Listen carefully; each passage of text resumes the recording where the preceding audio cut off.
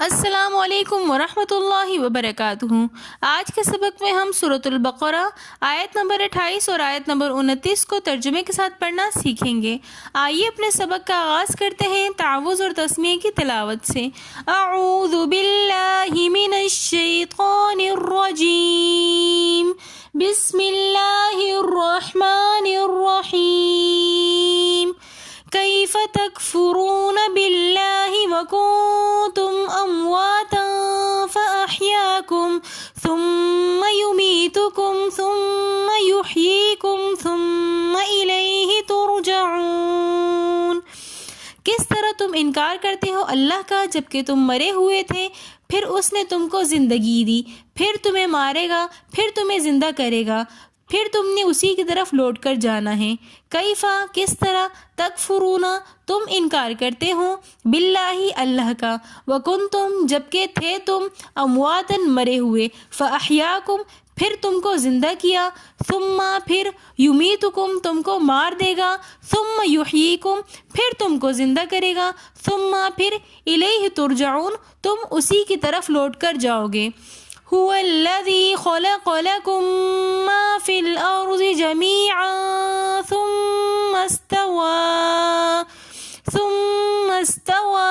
إلى السماء فسواهن 7 سماوات وهو بكل شيء عليم۔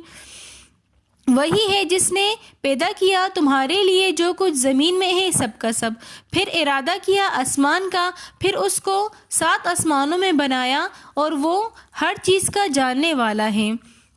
ہوا وہی ہے، الذی جس نے، خلق پیدا کیا، بنایا، لکم تمہارے لیے، ما فی الارض جو کچھ زمین میں ہے، جمیعاً سب کا سب، ثم پھر، استوا ارادہ کیا، الی السماء آسمان کا، فسواہن پھر اس کو ٹھیک ٹھیک بنا دیا، 7 سماوات 7 آسمان، وہو اور وہ، بکل شیء علیم ہر چیز کا جاننے والا ہے۔ یہاں پر اللہ پاک بتا رہے ہیں کافرین کو کہ تم اللہ کا انکار کرتے ہو، تو تم کیوں اللہ کا انکار کرتے ہو؟ تم ذرا اللہ پاک کی خلقت کے اندر غور کرو کہ اللہ نے تمہیں کیسے پیدا کیا۔ اللہ پاک کے لیے ایمان لانے کے لیے انسان کی اپنی ذات ہی ایک بہت بڑا نمونہ ہے کہ اپنی ذات کے اندر انسان غور کرے تو اللہ نے اس کو کس چیز سے بنایا۔ اس کو ایک مثال کے ذریعے سے سمجھتے ہیں کہ ایک انڈا بالکل بے جان چیز ہے، اللہ کی قدرت ہی ہے کہ جو اس بے جان چیز سے ایک چوزا بنا کر نکال دیتی ہیں۔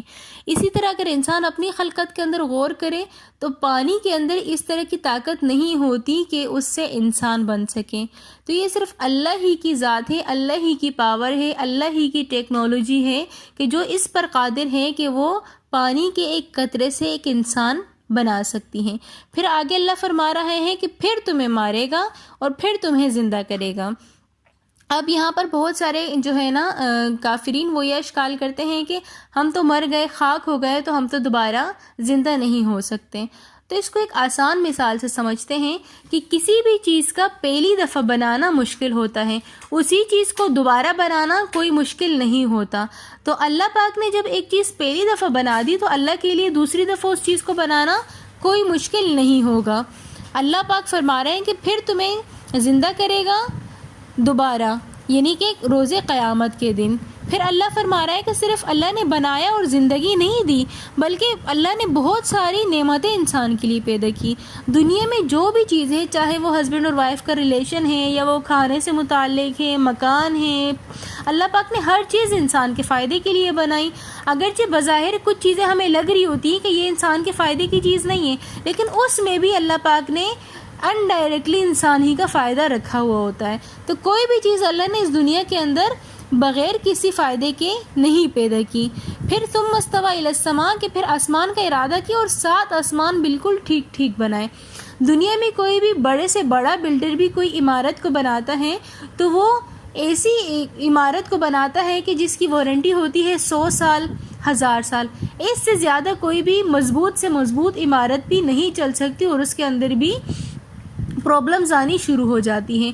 لیکن یہ واحد اللہ پاک کی ذات ہے کہ جس نے آسمان کو اس طرح کا بنایا کہ ہزاروں لاکھوں کروڑوں سال گزرنے کے باوجود نہ ہی اس کی جو ایک اللہ پاک نے تہ رکھی ہوئی ہے اس کے اندر فرق آیا، نہ کبھی سنا گیا کہ آسمان کہیں سے نیچے ہوا یا کہیں اوپر یا آسمان کے اندر دراڑ آئی. تو بے شک میرا اللہ ہی ہے کہ جو اتنی خوبصورت کارگری کر سکتا ہے اور اتنی مکمل کارگری کر سکتا ہے. تو یہ ساری چیزیں اللہ نے اسی وجہ سے پیدا کی کہ میری ان تمام تخلیقات کے اندر غور و فکر کرو اور مجھے پہچانو. اگر یہ ساری چیزوں کے باوجود انسان اس کے اندر غور و فکر نہیں کرتا اور اللہ پر ایمان نہیں لے کر آتا تو یہ سراسر اس کی ذات کا نقصان ہے، اللہ کو اس سے فرق نہیں پڑتا. اگر آپ کو ہماری آج کی ویڈیو پسند آئی ہو تو ویڈیو کو like, comment, share and subscribe ضرور کیجیے گا. ملتے ہیں نیکسٹ ویڈیو میں، تب تک کے لیے اللہ حافظ.